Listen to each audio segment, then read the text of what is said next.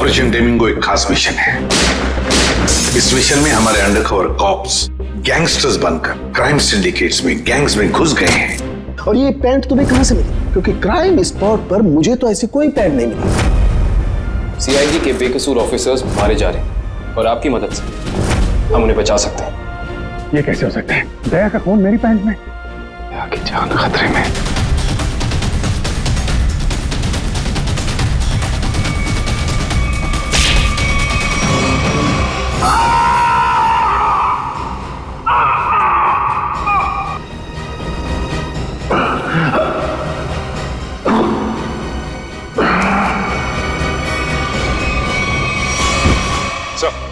शहर में जितने भी चेक नाके हर जगह पता किया, ना ही एसीपी सर का पता लगा और ना ही दया सर का।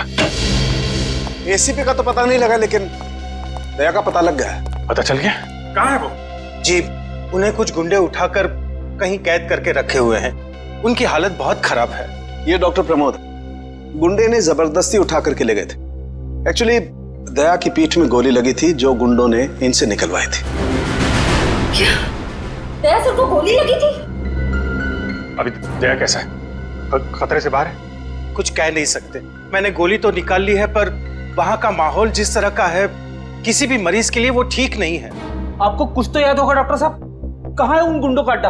उन्होंने मेरी आंखों पर पट्टी बांधी हुई थी तो मैं कुछ देख नहीं सका। वहां जाने के बाद तो पट्टी खोली होगी ना? वहां पे देखा होगा उनको? उनके चेहरे याद हैं आपको? जी, चेहरा देखा हुआ है। Very good. पंकज, इसके जाट इसको बुलाओ जल्दी से।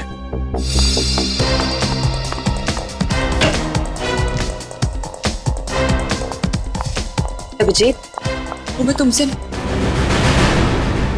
आए।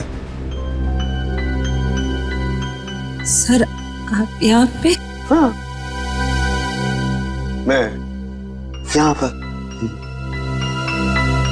अच्छा तारिका, पेट पर जो ब्लड लगा था उसकी डीएनए रिपोर्ट आ गई? हाँ हाँ। तो वही बताने आई होगी ना तुम अभिजीत सर को, या फिर तुमने पहले ही बता दिया होगा? अपने बॉस को, डॉक्टर सालुके को बताना कतई जरूरी नहीं समझा? नहीं, कोई बात नहीं, कोई बात नहीं, हो जाता है, चलो कोई बात नहीं। क्या है उस डीएनए रिपोर्ट में? वो ब्लड सैंपल किसका है तारिका?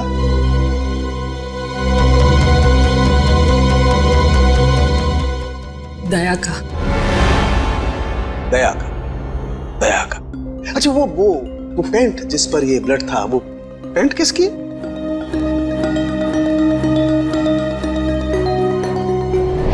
ये कैसे हो सकता है? दया का खून मेरी पैंट में। अभिजीत की। अब इतने दूर आए हैं तो ऐसे ही टाइम बेकार थोड़ी जाने दूंगी मैं। वाह बीवी जी वाह, इसे कहते हैं बहती गंगा में हाथ धोना।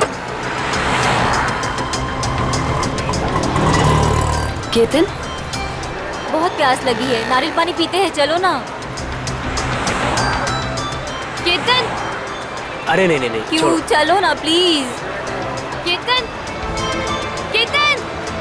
बाकी शॉपिंग ना किसी और दिन करते हैं, चलो घर चलते हैं। नहीं, मुझे अभी शॉपिंग किसी और दिन। क्यों? समझो ना यार, मेरा पेट खराब है, प्लीज। नहीं अभी समझा करो। मैं कह रही हूँ ना अभी। प्लीज मानो बात। केतन, कहाँ थे तुम केतन? कौन है ये? मुझे क्या पता, मैं इन्हें नहीं जानता। तुम मुझे नहीं जानते? अपनी सिमी को नहीं जानते केतन? देखिए बहन जी, आपको कोई गलतफहमी हो गई है। ये केतन नहीं है, ये मेरे पति जय है।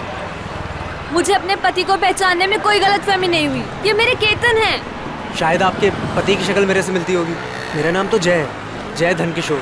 ये देखिए मेरा ड्राइविंग लाइसेंस। तुम पुलिस वालों के लिए ड्राइविंग लाइसेंस झूठे बनाना बहुत आसान है, मैं सब जानती हूँ।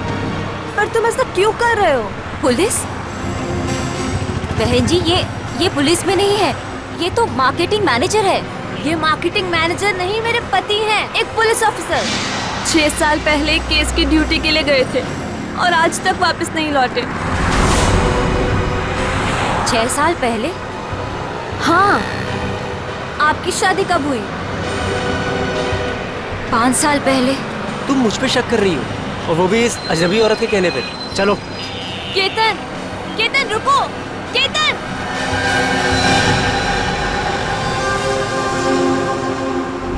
अभिजीत की पैंट पर दया का खून 3-3 बार टेस्ट करवाया गया, लेकिन नतीजा वही।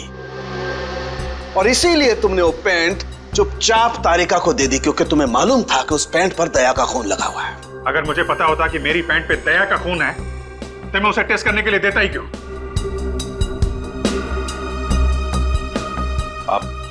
आप लोगों को कहीं ये तो नहीं लग रहा है कि दया की हालत का जिम्मेदार मैं हूं? चलो ठीक है, मान लिया।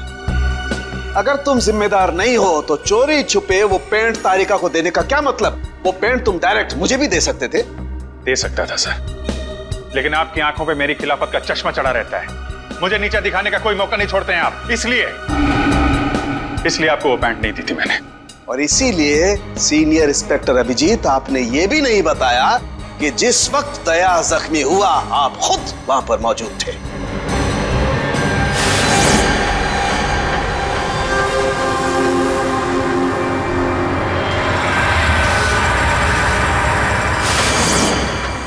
बता देता, अगर मुझे याद होता तो। मुझे अब भी याद नहीं है कि उस रात क्या हुआ था। वो ऐसी आपको याद ही नहीं है कि उस रात क्या हुआ था?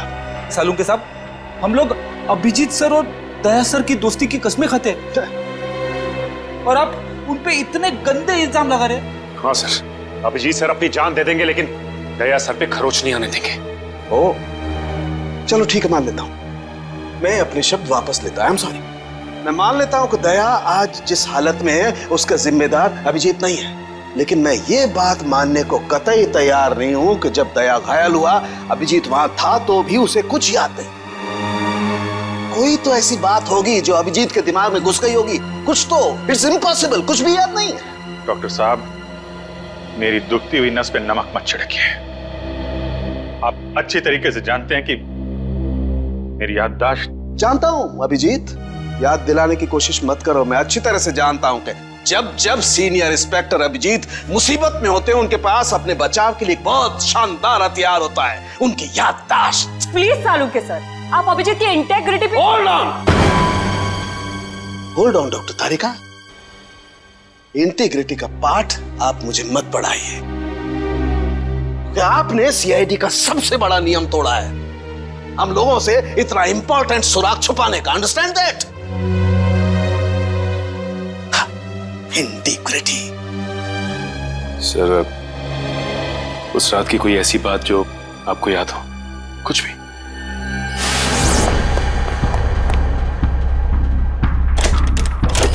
मैं तेजा के पीछे भाग रहा था, वो भाग के गाड़ी में बैठ गया और फिर किसी ने उसे गोली मार दी और गाड़ी से बाहर फेंक दिया।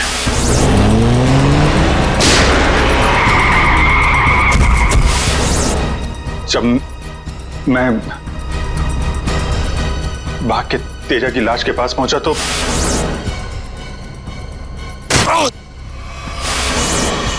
किसी ने मेरे गर्दन के पीछे कुछ सुई जैसी फिर मैं बेहोश हो गया और दूसरे दिन जब आंख खुली तो मैंने पाया कि मैं एक सड़क के ऊपर गिरा पड़ा हूं। इस बीच क्या हुआ मुझे कुछ याद नहीं, मुझे कुछ याद नहीं। ठीक है, कोई बात नहीं।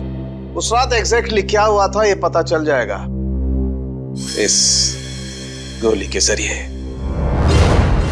ये वो गोली है जो दया की पीठ में से निकाली थी डॉक्टर प्रमोद ने, और इस गोली की बैलिस्टिक रिपोर्ट से पता चल जाएगा कि दरअसल ये गोली किसकी गन से चली है। Tarika, come with me. Doctor Pramod, एक मिनट। आपको स्केच बनवाने हैं और मुझे आपसे कुछ सवालों के जवाब चाहिए। जी पूछिए। डॉक्टर साहब, आपको उन गुंडों ने कहां से किडनैप किया था? प्रताप नगर से। और फिर आपकी आंखों पे पट्टी बांध दी थी? जी, और उसके बाद गाड़ी में बिठाकर उनके अड्डे तक लेकर गए। अड्डे तक पहुंचने में आपको कितना टाइम लगा होगा, कुछ याद है आपको? 40-45 मिनट। 40-45 मिनट। कितने बजे की बात है ये? रात के तकरीबन 10:30 बजे की। 10:30 बजे रात? उस वक्त तो प्रताप नगर में ज्यादा ट्रैफिक नहीं होता है, सड़कें खाली रहती है। श्रेया, शहर का मैप लेकर आओ और उन सभी जगहों की लिस्ट बनाओ जहां पे प्रताप नगर से 45 मिनट में पहुंचा जा सकता है। श्रेया, क्या बात है? शहर का मैप लेकर आओ जल्दी। सॉरी सर, मेरी तबीयत कुछ ठीक नहीं लग रही। एक्सक्यूज मी।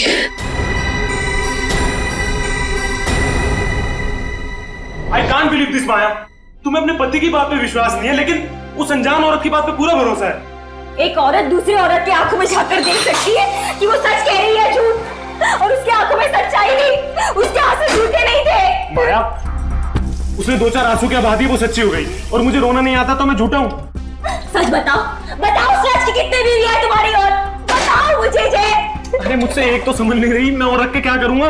वो तो आज मेरा नसीब अच्छा था कि मार्केट में तुम्हारी पोल खुल गई, वरना जिंदगी भर मैं यही सोचती रहती कि तुम मुझसे प्यार करते हो। हाँ माया, ये बात सच है कि मैं सिर्फ तुमसे प्यार करता हूँ। माया, तुम बताते क्यों नहीं हो सच अपने बारे में, अपने अतीत के बारे में कुछ बताते क्यों नहीं हो मुझे?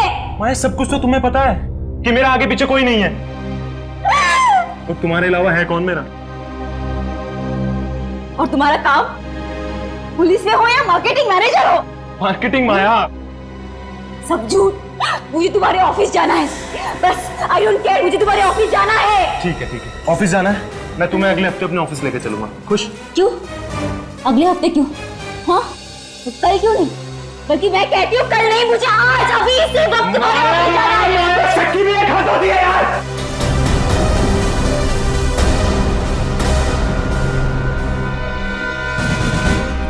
ठीक है मैं I'm sorry मैं तुम्हें ऑफिस लेके चलूंगा। झूठ बोलने की भी हद होती है जय। उसके तरह अब जब तक मुझे सच्चाई नहीं बताओगे तब तक मुझसे बात करने मत आना तुम। माया, लिसन टू मी माया, सुनो माया, माया, माया, open the door Maya.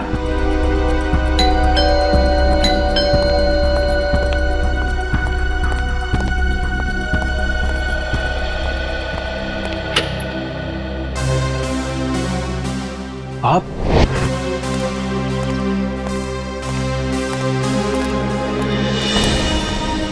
Ketan, mission का काम रोक दो और इसी वक्त चले जाओ यहाँ से। नहीं सर, मैं इस मिशन को अपनी जिंदगी के 6 साल दे चुका हूँ। सर प्लीज सर, आप भी इस मिशन को मत रोकिए। सर मैं इसे पूरा करने के बहुत करीब हूँ। तुम समझते क्यों नहीं हो केतन? तुम्हारी जान को कितना बड़ा खतरा है पता है तुम्हें? और फिर मैं अपने और ऑफिसर्स की जिंदगी को कुर्बान नहीं कर सकता। 4 बजे मुझे गुलमोहर बस स्टॉप पे मिलो, दैट्स एन ऑर्डर, समझे? Sir please sir please.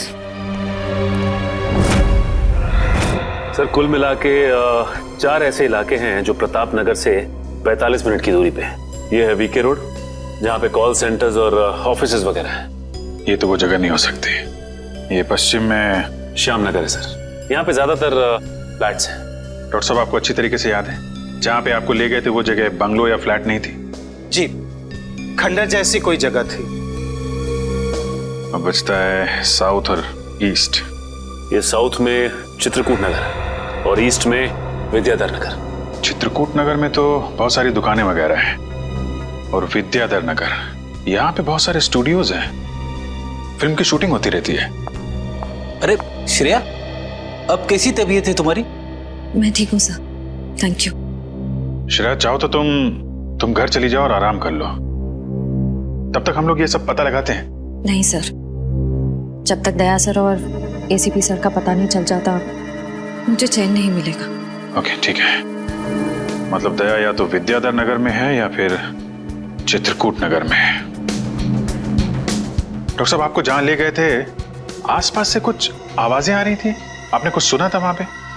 हाँ, एक गाना था जो बार बार सुनाई दे रहा था। ये कहिए कि हर आधे घंटे के बाद वही गाना बज रहा था। इसका मतलब आसपास कहीं फिल्म की शूटिंग चल रही थी, मतलब Vidyadhar Nagar. Vidyadhar Nagar, correct. Film studios वहीं पे है। ये पता लगाओ कि विद्याधर नगर में वो कौन सा स्टूडियो है जहां पे इस गाने की शूटिंग हो रही थी। उठ जाग मुसाफिर भोर भई, अब रहन कहाँ जो सोवत है। ओले ओले ओले ओले ओले दया बेटा, उठ जा उठ जा उठ जा उठ जा, सुबह हो गई, स्कूल जाने का टाइम हो गया, अच्छे बच्चे नहीं सोते, उठ जा उठ जा उठ जा। कौन हो तुम लोग? सीआईडी के दुश्मन और मुजरिमों के दोस्त। देखो देखो देखो देखो देखो देखो कैसे तड़प रहा है पिंजरे में बंद शेर की तरह। एक बार जंजीरें खोल दे, फिर देख तुम लोगों का क्या हाल करता हूं। No no no no no no, हमें मरना है क्या शेर से पंगा लेके? अरे हम तो बस इतना बताने आए थे कि तुम्हारे साथ साथ अब तुम्हारी पूरी सीआईडी टीम का सर्वनाश होने वाला है। सर्वनाश। चुप! बहुत देखे तुम जैसे सीआईडी का सर्वनाश करने वाले। आज वो लोग कहाँ हैं किसी को पता नहीं। तुम हमें इतना मूर्ख और कमजोर मत समझो, क्योंकि हमारा बॉस इतना चालाक है कि सीआईडी के पूर्वज भी उस तक पहुंच नहीं पाएंगे। एक बात सुन, अपने बॉस से कह दे कि उल्टी गिनती अब शुरू कर दे। वो नहीं बचेगा वो। क्या बात है यार, तुम सीआईडी वालों की यही अदा हमें बहुत पसंद है। मौत के मुंह में बैठ के भी डायलॉग मारना नहीं छोड़ते। दया, तुमसे मिलकर बहुत अच्छा लगा। अलविदा।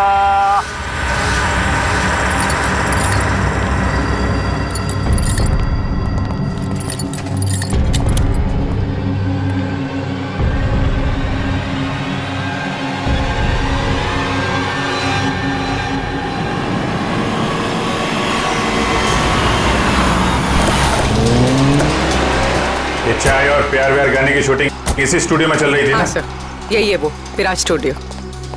दया को यहीं कहीं रखा गया होगा।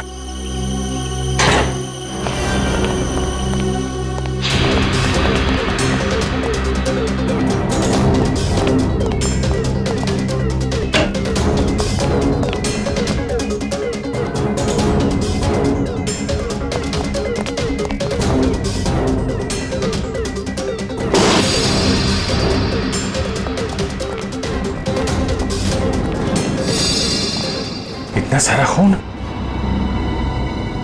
मतलब सर, दया सर यहीं पे थे?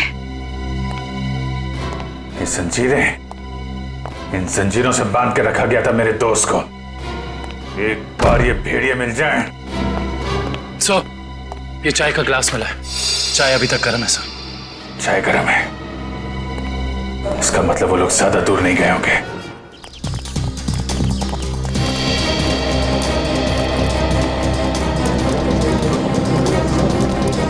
ऐसा लगता है यहाँ पे कुछ हुआ है।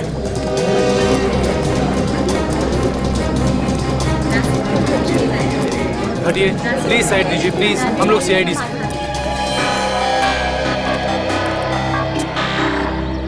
सो देखिए ना, किसी ने ऋतु का कत्ल कर दिया। कैसे हुआ ये सब? पता नहीं सर, हम सब लोग तो शूटिंग में लगे हुए थे, तभी अचानक गोली चलने की आवाज सुनाई दी और यहाँ आकर देखा तो ऋतु की लाश। कितनी देर पहले चली गोली? सर यही कोई आधे घंटे पहले सर। सर हमने लोकल पुलिस को इन्फॉर्म कर दिया सर। ठीक है, आप लोग थोड़ा पीछे चले जाइए, पीछे जाइए थोड़ा।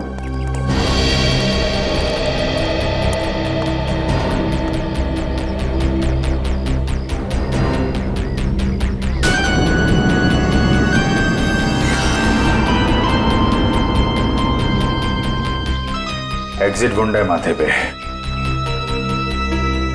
गोली लगी होगी तो 2-3 सेकंड में बेचारी मर गई होगी। गोली लगी और आर पार। जरा चेक करो आसपास, देखो गोली इस डायरेक्शन में कहीं मिलती है क्या?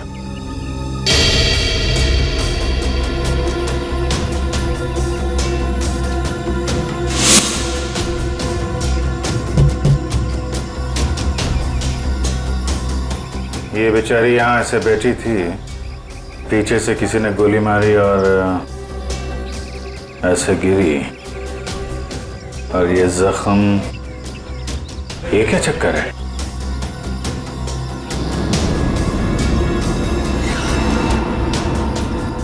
विग पहनी हुई थी इसने?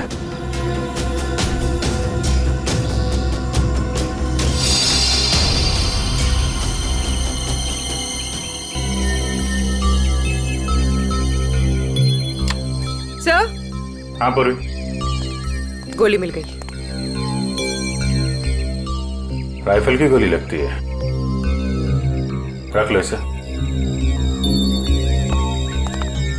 ये विग पहनती थी क्या? जी नहीं सर, वो एक्चुअली मेरी हेयर ड्रेसर थी और मेरे विग्स वगैरह सब कुछ वही संभालती थी। जो विग उसने पहना है ना, वो मेरे नेक्स्ट सीन में यूज होने वाला था। रितु ने आपकी विग पहनी हुई थी? जी सर।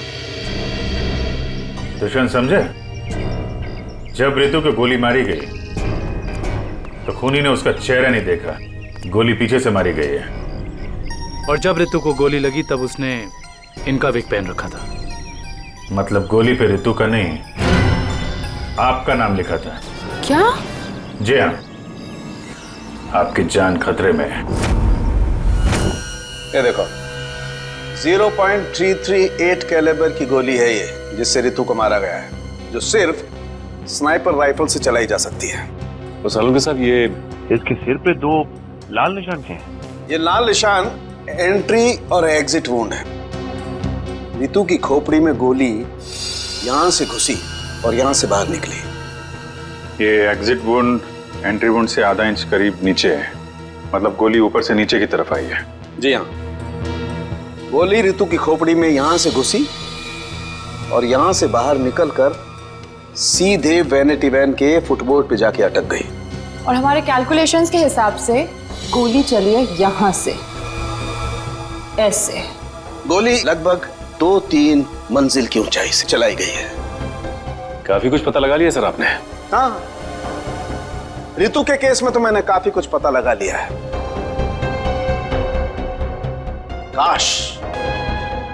काश मैं ये भी पता लगा पाता कि दया और हमारे बाकी अंडरकवर ऑफिसर्स के साथ क्या हुआ था, मगर अफसोस, जो व्यक्ति ये बात बता सकता है वो बताना ही नहीं चाहता है। क्या मतलब है आपका बताना नहीं चाहता? याद होगा तो बताऊंगा ना। आपको तो बस बहाना चाहिए मेरे पीछे पड़े रहने का। नहीं अभिजीत, सालुके कभी किसी पर बेवजह इल्जाम नहीं लगाया करता है। डॉक्टर साहब प्लीज। आप क्या प्लीज? प्लीज सर, सालुंके साहब प्लीज, क्या आप फिलहाल हम सिर्फ रितु के केस के बारे में बात कर सकते हैं? रितु के केस में मुझे जितना बताना था मैंने बता दिया है। बस अब मुझे इंतजार है किसी ऐसे सुराग का जिससे ये पता लगाया जा सके कि दया के साथ क्या हुआ था। That's it.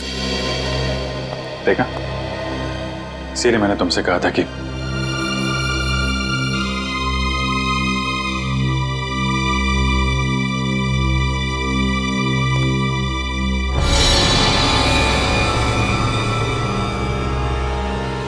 Sharp shooter.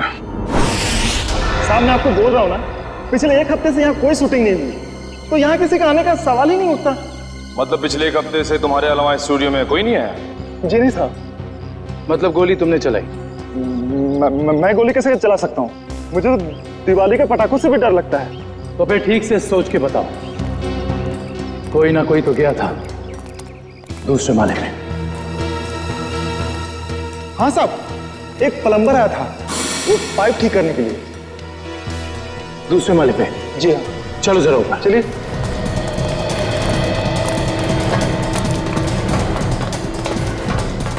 किस तरफ? ये साइड।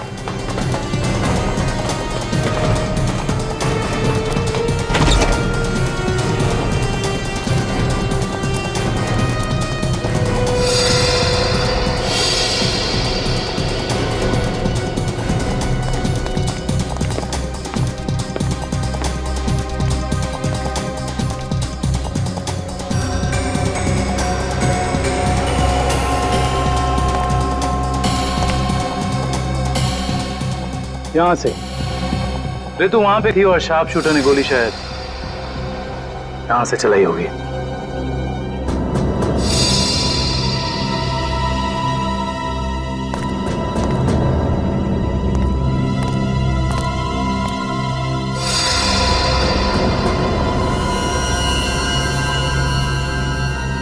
सर लवनिया पर गोली ही चलाई गई है।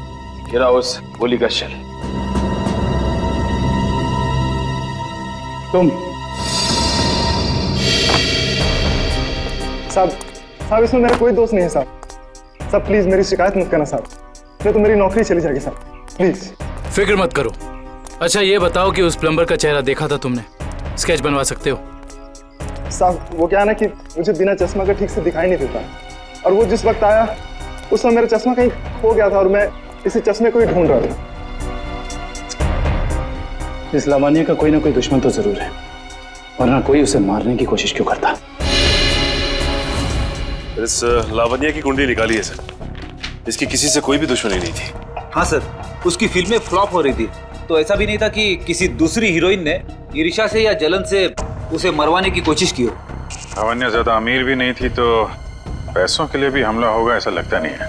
सर हो सकता है वाकई में ये गोली ऋतु के लिए चली हो, लावण्य के लिए नहीं। ऋतु के बारे में तुम लोगों ने इन्फॉर्मेशन निकाली है ना? हाँ सर, ऋतु की भी किसी से कोई दुश्मनी नहीं थी। कोई ना कोई तो ऐसी बात है जो हमारी निगाह से छुपी हुई है। लावण्य के बारे में जितने भी आर्टिकल्स वगैरह है ना, इनमें कोई ना कोई ऐसी बात हमें मिलेगी जो उस जानलेवा हमले से जुड़ी हुई है। सर ये 3 दिन पुराना पेपर है, इसमें न्यूज है कि लावण्य का सामान चोरी हुआ था ब्लू ईव रिजॉर्ट से। लावण्य के सामान की चोरी ब्लू ईव रिसॉर्ट?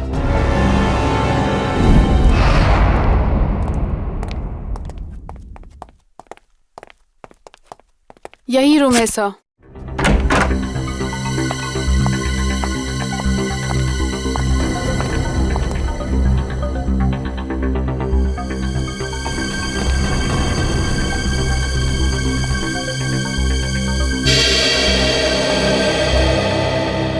इसी कमरे से आपके सामान की चोरी हुई थी?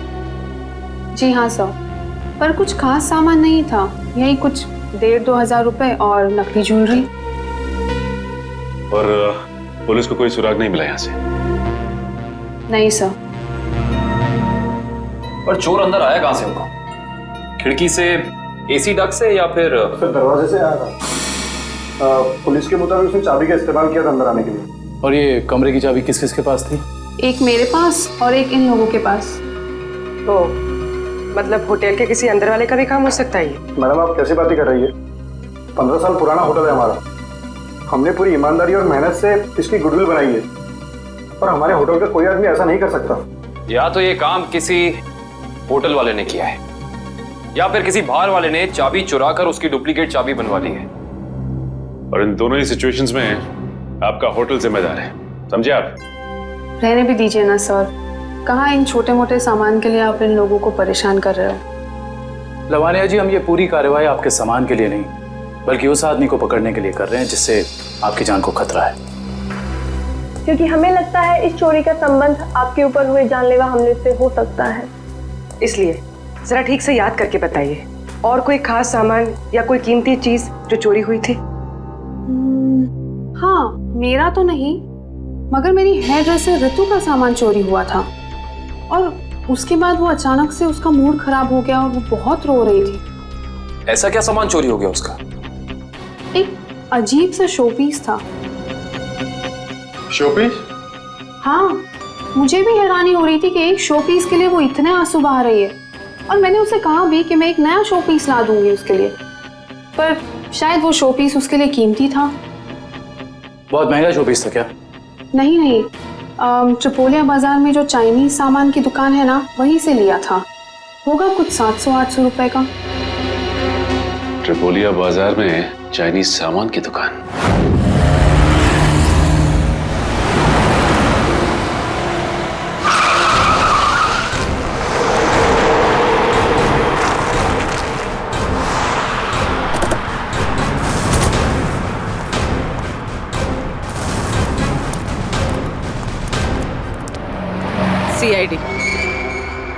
सीआईडी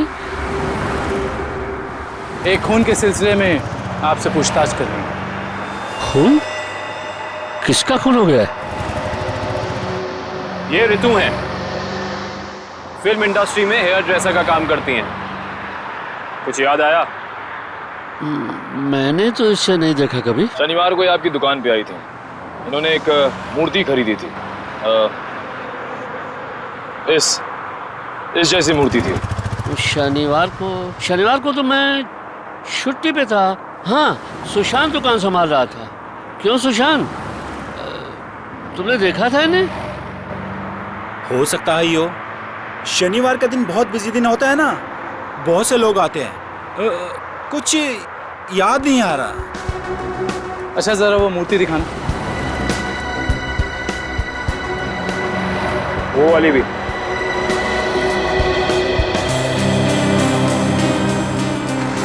ऐसे और कितने पीसेस हैं आपकी दुकान पे? यही कोई 15-20 पीस होंगे। क्यों सुशांत? जी।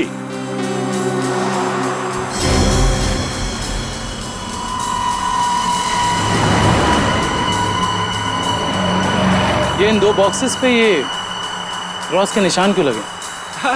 अरे वो तो डिफेक्टिव पीस है, इन्हें फैक्ट्री वापस भेजना है, किसी काम के नहीं आपके। वो अभी पता चल जाएगा। दिखाओ इधर, दिखाओ।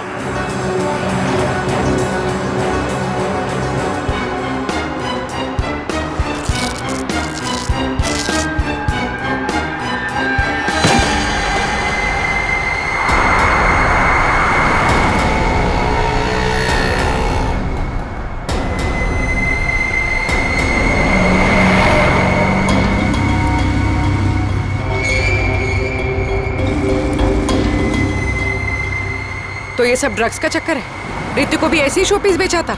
सुशांत, तुम मेरी दुकान में ड्रग्स का कारोबार कर रहे थे? बंद करो अपना ये नाटक। चलो अरेस्ट कर लो इन्हें। आइए सर, आपको गलतफहमी हुई है। मैंने कुछ नहीं आइए, किया। चलिए मेरे साथ, आइए हमें दूर करते हैं। सर, आपको गलतफहमी हुई है।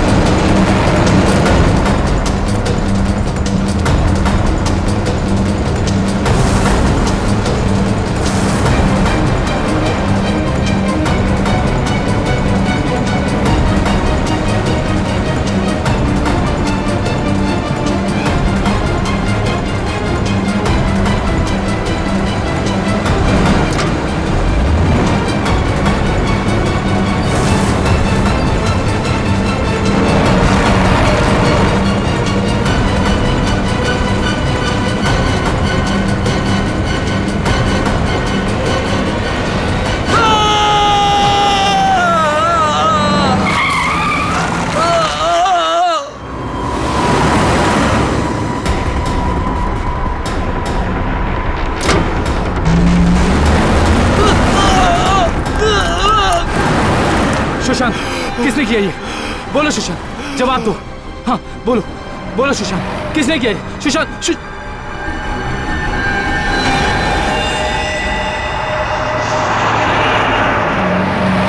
He is dead. सर, इतना तो तय है, ऋतु की मौत का संबंध इस ड्रग्स की तस्करी से है। हाँ पूर्वी, मगर इस ड्रग्स के रैकेट के पीछे है कौन?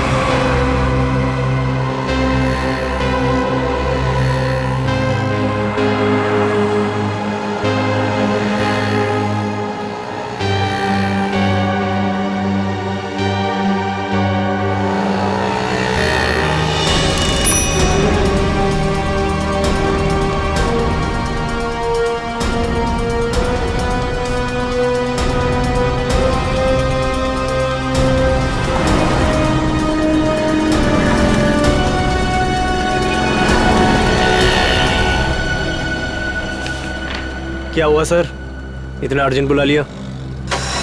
जय, तुम्हारी जान को खतरा है।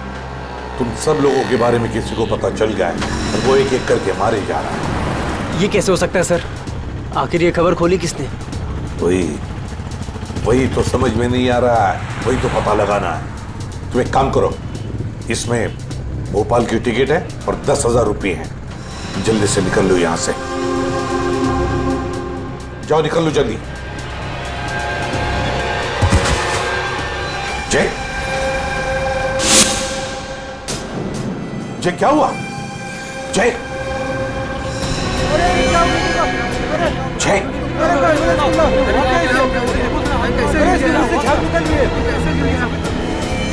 माय गॉड,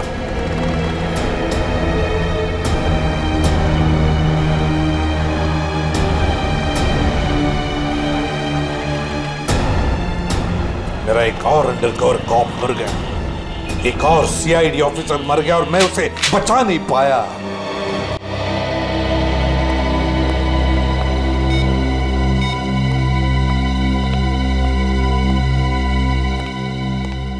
सर का फोन क्यों नहीं लग रहा है?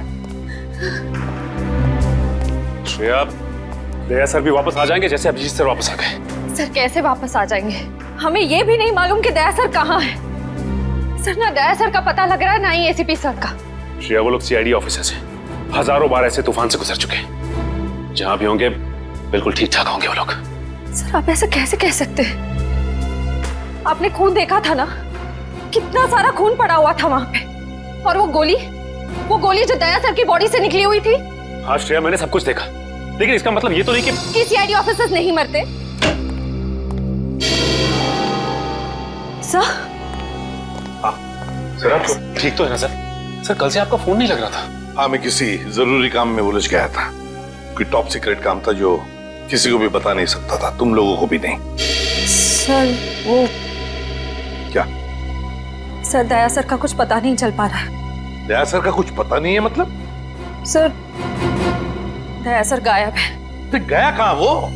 पता नहीं सर, उनका फोन भी नहीं लग रहा है। और सर उन्हें गोली भी लगी है। दया को गोली लगी है? एक मिनट, ये सब तुम लोगों को कैसे पता? सर अब सालुंके साहब बता रहे थे कि दया सर की बॉडी से एक डॉक्टर ने गोली निकाली और चुपके से लाके उनको दी। दया की बॉडी में से गोली निकालकर उसने सालुंके को भेज दी गोली। अभिजीत कहाँ है? सर अभिजीत सर भी गायब थे, अभी 3 घंटे ही पहले वापस आए। और तो और सर, अभिजीत सर की पैंट पे दया सर का खून लगा हुआ था। अभिजीत गायब था, 3 घंटे पहले वापस आया और उसके पैंट के ऊपर दया का खून। और उन्हें कुछ याद नहीं है सर। और उन्हें कुछ याद नहीं। फिर वही बात। ये अभिजीत जब भी कभी मुसीबत में पड़ता है, इसकी याददाश्त चली जाती है। ये हो क्या रहा है सीआईडी में? हमारे 3 अंडरकवर ऑफिसर्स मारे गए, उनके बारे में मेरे अलावा और किसी को भी कुछ भी पता नहीं था। फिर भी उनके नाम भी पता चल गए बाहर। कैसे? सर अगर ये बात सिर्फ आपको पता थी तो फिर? वही तो मैं कह रहा हूं सचिन, वही समझ में नहीं आ रहा है। ये सब हुआ कैसे हो रहा है ये? इसका एक ही मतलब है सचिन, हमारे बीच में कोई तो है जो हमसे गद्दारी कर रहा है। कोई गद्दार है। और सर एक बात और, एक हेयर ड्रेसर का खून हो गया सर। Hair dresser? हाँ सर, शूटिंग के दौरान उसका खून हुआ। सर लगता है ये खून ड्रग्स की वजह से हुआ है। और सर छानबीन के दौरान एक आदमी तक पहुंचे भी, लेकिन बाद में वो भी मारा गया। और सर उसकी जेब से हमें ये कागज मिला है सर, इसके ऊपर कुछ नंबर्स लिखे हुए हैं। 18563724591 18356722345। सचिन, ये कोई सेल फोन नंबर या फिर टेलीफोन नंबर्स भी नहीं हो सकते। ये नंबर्स कुछ और ही है।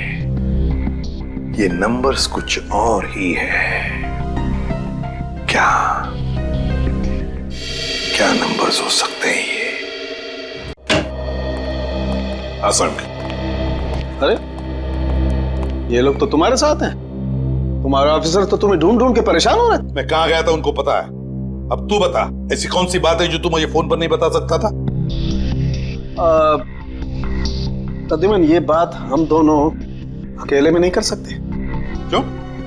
ऐसी क्या बात है जो तू इन सबके सामने नहीं बता सकता? कर सकते हैं, लेकिन डरता हूं कि जिस आदमी को ये लोग अपना हीरो समझते हैं, जिसके जैसा बनने की कोशिश करते हैं, सपने देखते हैं, कहीं वो खुद आज इन लोगों की नजरों में गिर न जाए। घुमा फिरा के बात करना बंद कर साळुंखे, और साफ साफ बता, और सबके सामने बता।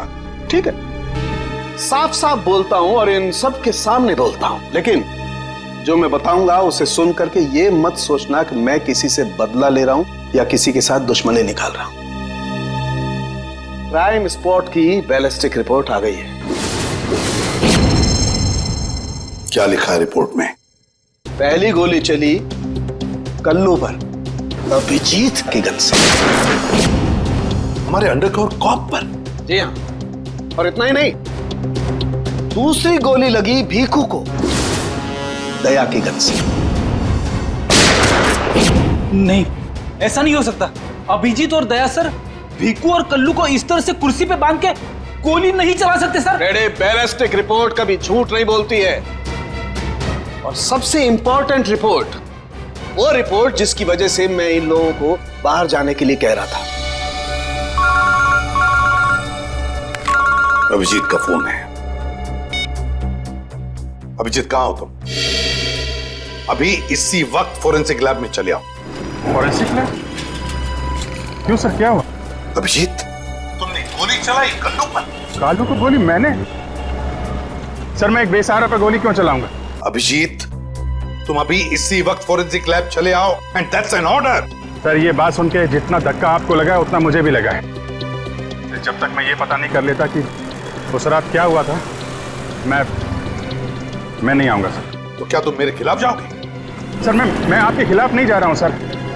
सर, वही कर रहा हूं जो आपने हमेशा सिखाया है, सीआईडी की ड्यूटी सर।